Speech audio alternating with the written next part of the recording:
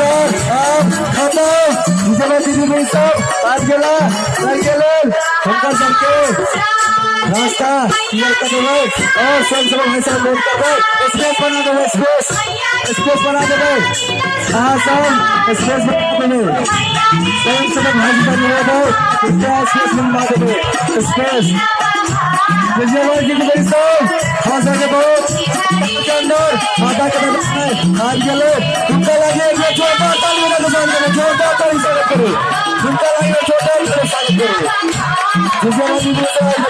Shahn master Shahn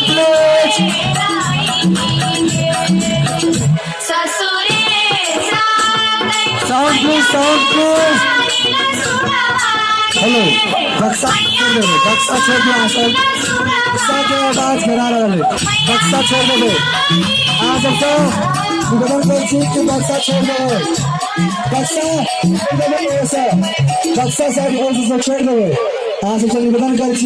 कृपया बक्सा छोड़ दिए हेलो आ सकते निवेदन कर कृपया बक्सा के साउंड छोड़ दियो और स्वयं सेवक भाई साहब आग्रह करे कृपया बक्सा लगिन से आदमी सब भाई ठार है उनका से साइड करवा देवे स्वयं सेवक भाई साहब वो चीज वर्कर बक्सा के आगू में जैसे ठार है उनका सब साइड करवा देवे स्वयं सेवक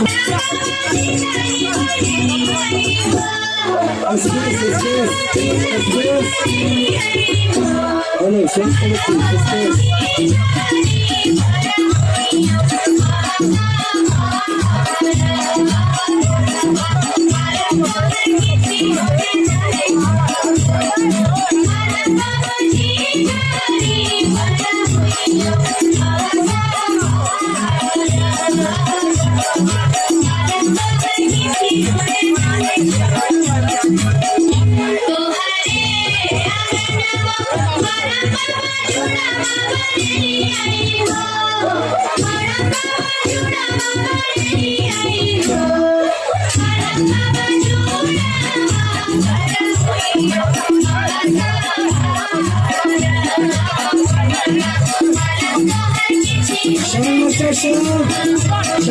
Bye.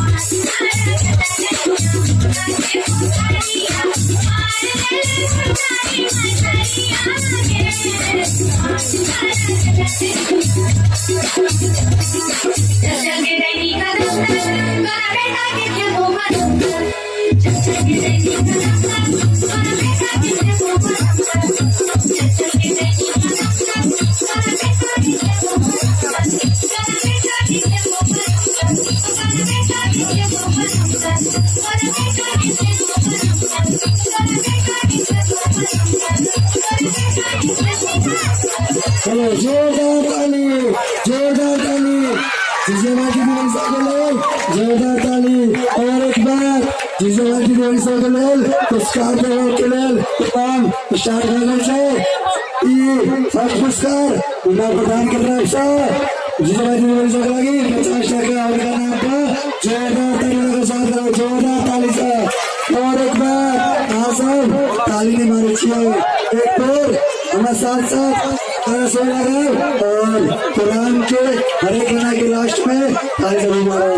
और अभी से बारी जगह लगे के हेलो लाइट से साइड है बैकग्राउंड कमेंट से कोई से साइड है और एक बार हासिल